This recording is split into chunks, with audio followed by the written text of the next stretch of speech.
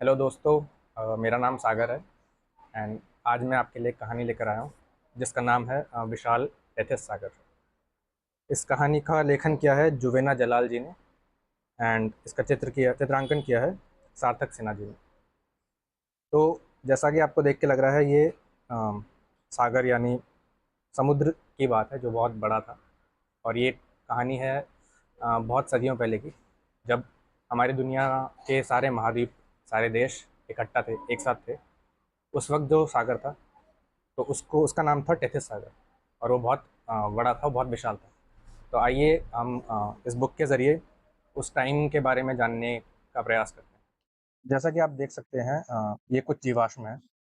जीव जंतु एवं पेड़ पौधों को संरक्षित अवशेषों को जीवाश्म कहते हैं। यही जीवाश्म हमें हजारों लाखों साल पहले पृथ्वी पर जीवन कैसा था, इसके अनोखे राज बताते हैं। यह एक एमोनाइट नामक जंतु का जीवाश्म है। एमोनाइट दरअसल स्क्विड यानी विद्रूपक नामक समुद्री जीव जैसे ही जीव थे, जो समुद्रों में लगभग 40 करोड़ से 6.5 करोड़ वर्ष पूर्व रहते थे। जीवाश्म वैज्ञानिक और पुरातत्ववेत्ता भूमि की खुदाई करके विभिन्न प्रकार के जीवाश्मों को ढूंढते रहते हैं।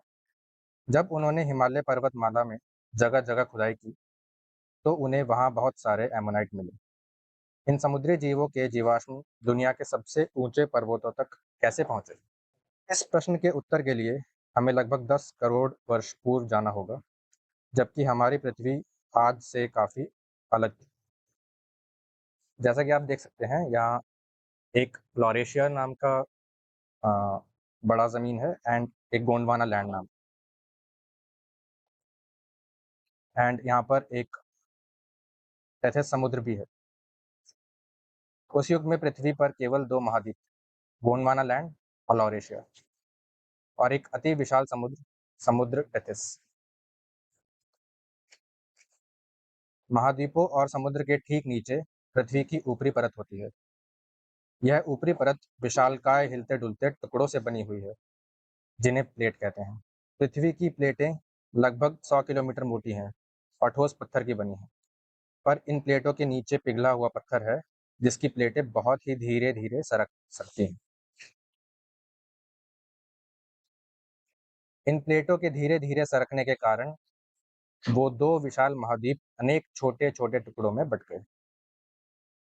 जैसा यहाँ पर दिखाया हुआ है, ट्रायसिक युग, जुरासिक युग और क्रिटेशियस युग में ये ज़मीन और बढ़ती चली गई। वो सभी छोटे-छोटे टुकड़े एक साथ हिलने-डुलने लगे और यह हर एक टुकड़ा अपनी एक राह पकड़कर मानो स्वयं की यात्रा पर निकल गया। आइए हम विशेष तौर पर 2 टुकड़े प्लेटों की यात्रा पर गौर करें। भारतीय प्लेट की गति कुछ तेज़ थी। वह सरकते-सरकते यूरेशियन प्लेट के पास पहुँचती गई और फिर भड़ाम से उस प्लेट से जा टकराई। प्लेटों का यह टकराव इतना जोरदार था कि इसके कारण टेथिस सागर का तल अपने समस्त जीवों समेत ऊपर की ओर उठ गया और हिमालय पर्वतों का रूप ले लिया। आप पूछेंगे कि यह सब हमें कैसे मालूम पड़ा? तो बात यूं है कि आपको वह एमोनाइट तो याद है ना? जब तक एमोनाइट जीवाश्मों की खोज नहीं हुई थी, तब तक हमें यह तथ्य पूरी तरह से मालूम नहीं था कि महासागरों के नीचे छुपी विशाल प्लेटें सरक सकती हैं। और आश्चर्य की बात तो यह है कि ये विशाल महाद्वीपीय प्लेटें अभी भी हमारे पैरों तले ज़मीन के नीचे मौजूद मौजूद और बहुत ही धीमी गति से सरकती रहती हैं। पर कभी-कभी ये अचानक बहुत तेज़ी से हिलती हैं, जो भूकंप का कारण बनता है। तो इसी के साथ यह किताब ख़त्म होती है। और आप इसी तरह की और भी जानकारी और कहानियों के लिए लाइब्रेरी में आ सकते हैं। और आइए मिलते हैं अगली बार लाइब्रेरी में।